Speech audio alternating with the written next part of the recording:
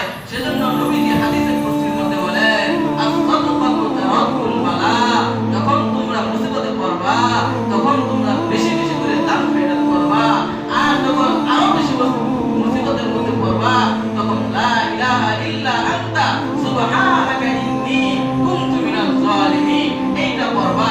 তোমার কিছু মাল হারায় গেল, কিছু মাল চুরি হয়ে গেল, তোমার গচ্ছিত মালগুলো বিরান হয়ে গেল, তুমি বেশি বেশি করে লা ইলাহা ইল্লা আনতা সুবহানাকা ইন্নী কুনতু মিনাজ জালিমিন, আমি যেইভাবে মাসের পেট থেকে ইউনূস নবীকে মুক্ত করেছি, তুমিও হে বান্দা, হে মুত্তাকিরা, হে মুমিনরা, হে নারীরা, হে মুসল্লিরা, হে সমাজবাসী, হে দেশবাসী, হে পৃথিবীবাসী, যখনই মুসিবত পড়বা তখনই এই দোয়াটা পড়বা, আমি আল্লাহ পাক রব্বুল আলামিন সাথে সাথে তোমার মুসিবত আমি আল্লাহ পাক দূর করে দিই। সুবহানাল্লাহ।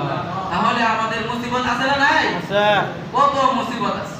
তাহলে আমরা বেশি বেশি করে লা ইলাহা ইল্লা আনতা সুবহানাকা ইন্নী কুনতু মিনাজ জালিমিন। গত সপ্তাহে বলেছিলাম, হ্যাঁ, আইয়ুব আলাইহিস সালাতু ওয়াস সালাম এত রোগে আক্রান্ত হয়ে গেলেন। আমরা তো কত রোগে পড়ে যাই, ক্লিনিকে যাই, হাসপাতালে যাই, বিভিন্ন জায়গায় বেশি বেশি করে একটা দোয়া বলছিলাম, আস্তাগফিরুল্লাহাল আযীম রব্বাল আরশিল আযীম আইয়াশফিয়াক, আস্তাগফিরুল্লাহাল আযীম রব্বাল আরশিল আযীম আইয়াশফিয়াক। কোন ব্যক্তি যদি 7 বার পরে রোগী ব্যক্তিকে ফু দেয়, দম করে, ওই রোগী ব্যক্তি সে ভালো হয়ে যায়। আর আজকের জুমা থেকে আমরা শিখলাম, ইউনূস নবী উনি মাছের পেট থেকে মুক্তি হয়েছেন কি দোয়ার মাধ্যমে? লা ইলাহা ইল্লা আনতা সুবহানাকা ইন্নী কুনতু মিনাজ জালিমিন। তাহলে দুই নবীর আমরা দুইটা এখান থেকে উপদেশ গ্রহণ করি।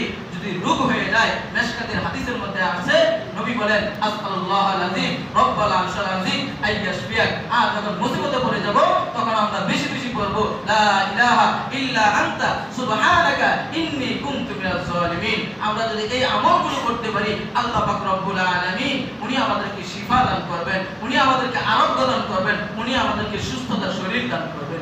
আল্লাহ পাক রব্বুল আলামিন বেশি বেশি করে আমল করে আল্লাহ তাআলার নৈকট্য হাসিল করে কাল কিয়ামতের ময়দানে জান্নাতে আমরা যাওয়ার মতো